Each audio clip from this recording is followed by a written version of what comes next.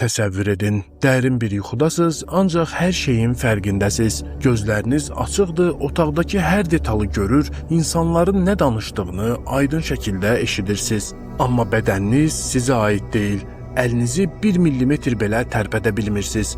Qışqırmaq, mən buradayam, mən diriyəm demək istəyirsiniz, amma boğazınızdan bircə kəlmə belə çıxmır. Sanki öz bədəninizin içində diri-diri həbs olmusunuz. Və ən sevdiyiniz insan, sizi dünyaya gətirən ananız çarpayının kənarına gəlir, gözlərindən yaşlar süzülür, yorğun və ümidsiz halda üzünüzə baxaraq deyir: "Kaş ki öləsən, kaş ki öləsən, bu əzab bitsin." Və siz bu ağır cümlələri eşidib, hər bir hərfini, hər bir vurğusunu, o səsdəki çarəsizliyi bütün hüceyrələrinizə qədər hiss edirsiniz. Amma nə tərpənmək mümkündür, nə də bir kəlmə söz deyərək hisslərinizi ifadə etmək. Bu eşitdiyiniz hekayə qorxu filmlərindən ya da fantastik kitablardan götürülməyib. Bu tam 12 il öz bədənində həbs olan, həkimlərin artıq ölüb, sadəcə nəfəs alır dediyi Martin Pistorius'un real həyat hekayəsidir. Bugün sizinlə ölmüş kimi davranılan, amma ətrafında onun haqqında nələr danışıldığını, hamısını hiss edib, görən, eşidən bir adamın haqqında danışacağıq. Bu hadisə necə baş verdi? Gəlin baxaq. Hər şey 1988-ci ilin yanvar ayında Cənubi Afrikada başladı. Martin Pistorius 12 yaşında enerjili, həyat dolu, texnologiya və elektronikaya maraq göstərən adi bir uşaq idi. Həyat onun üçün digər uşaqlardakı kimi məktəb, dostlar və oyunlardan ibarət idi. Lakin bir gün sadə bir boğaz ağrısı ilə evə gəldi. Valideynlər bunun adi bir soyuq dəymə və ya qrip olduğunu düşündülər. Həkimlər də əvvəlcə bunun sadə bir infeksiya kimi qiymətləndirdilər. Lakin günlər keçdikcə vəziyyət qəribə şəkildə ağırlaşmağa başladı. Martin getdikcə zəifləyir, bədəninin idarəsini itirirdi. Əvvəlcə ayaqlarında qəribə ağrılar başladı, sonra yeriməkdə çətinlik çəkdi. Çox keçmədən əlləri də gücdən düşdü. Həftələr içində Martinin vəziyyəti o qədər pisləşdi ki, artıq yemək yeyə, hətta danışa bilmirdi. Xəstəxana dəhlizlərində günlərlə davam edən testlər, analizlər və müayinələr heç bir nəticə vermədi. Bütün Cənubi Afrikanın ən yaxşı həkimləri məsələni araşdırsa da, dəqiq bir diaqnoz qoya bilmirdilər.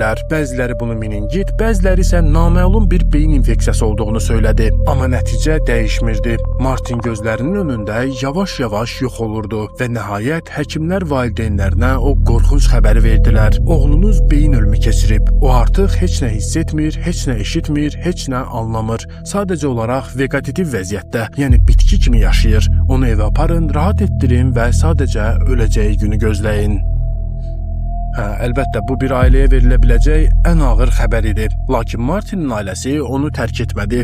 Onu evə gətirdilər. Atası Rodney və anası Kuan hər gün səhər tezdən durur, onu yuyundurur, geyindirir, xüsusi aparatlarla qidalandırır və sadəcə bir möcüzə gözləyirdilər. Ancaq illər keçdikcə o möcüzə gəlmək bilmirdi.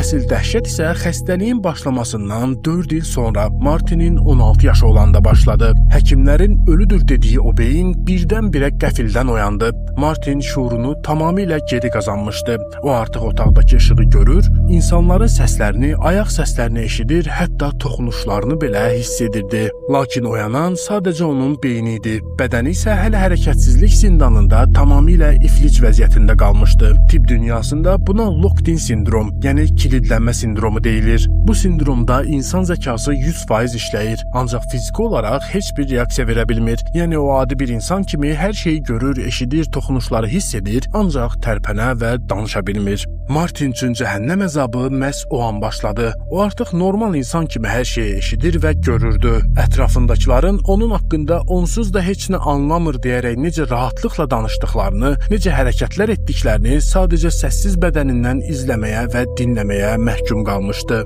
Təbii ki, iyrəncliklərin də sayı hesabı yox idi. Onun yatağının yanında qaz çıxaran tibb bacıları, güzgünün qarşısında rəqs edən həkimlər, ona qarşı istifadə edilən ifadələr, bunların heç birinə reaksiya verə bilmirdi. Baxıcıların onu bir əşya kimi bir yerdən başqa yerə atmasını da təbii ki, hiss edirdi.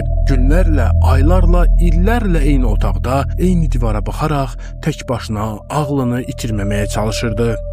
Gündüzlər onu reabilitasiya mərkəzinə aparırdılar. Orada saatlarla televizorun qarşısına otuzdururdular. Ekranda isə dayanmadan eyni cizgi film Barney və dostları gedirdi. Martinin illər sonra yazacağı kitabında bu anları belə təsvir edəcəkdi. Barney cizgi filminə o qədər baxdım ki, artıq o nəhəng bənövşəyi dinozavra nifrət edirəm. Ancaq kanalı dəyişmək üçün əlimi qaldıra bilmirdim. Beynimdə qışqırırdım ki, bəsdir, bunu söndürün. Amma kənardan sadəcə boşluğa baxan, yatağa uzanmış bir ölü kimi görünürdüm. Amma ən böyük acı nə televizor, nə də hərəkətsizlik deyildi. Ən böyük acı anasının o qorxunc cümləsini eşitmək idi. Anası Kuan illərin verdiği yorğunluq, depressiya və çarəsizlik içində bir gün Martinin yanına gələrək o cümləni qurmuşdu.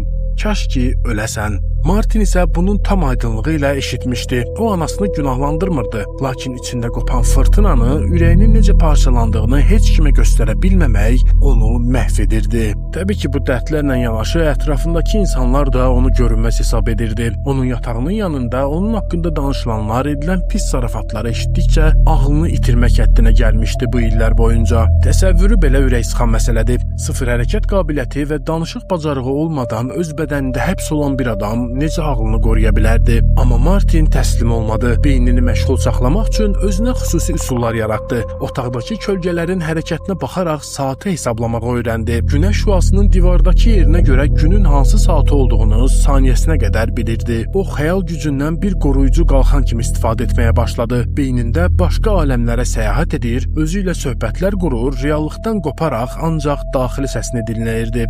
Düzdür, başqa yolu da yox idi.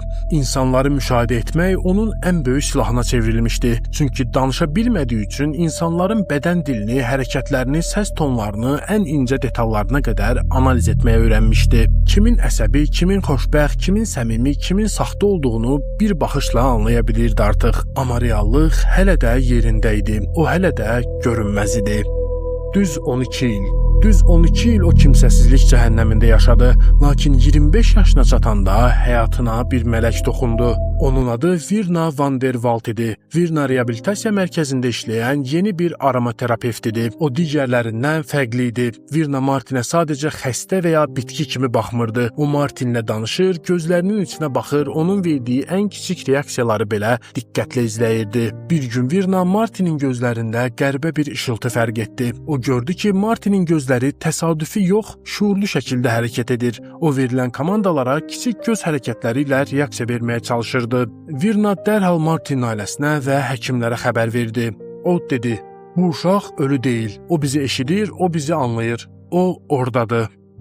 Mütəxəssislər dərhal xüsusi kommunikasiya aparatları və test proqramları gətirdilər. Martinə ekrandakı əşyaları gözləri ilə baxması və bəzi simvolları seçməsi istənildi. Və nəhayət o möhtəşəm an gəlib çatdı. Martin sualların hamısına göz hərəkətləri ilə doğru cavab verdi. O sadəcə eşitmirdi. O hər şeyi ən incə detalına qədər anlayırdı. Otaqdakı hər kəs şok içində idi. Anası Kuan göz yaşları içində oğlunun 12 ildir ona baxdığını, onu eşitdiyini anladıqda böyük bir sarsıntı, eyni zamanda sevinç yaşadı. Martin 12 illik sükutdan sonra dünyaya səssiz, amma ən güclü qışqırığını atmışdı.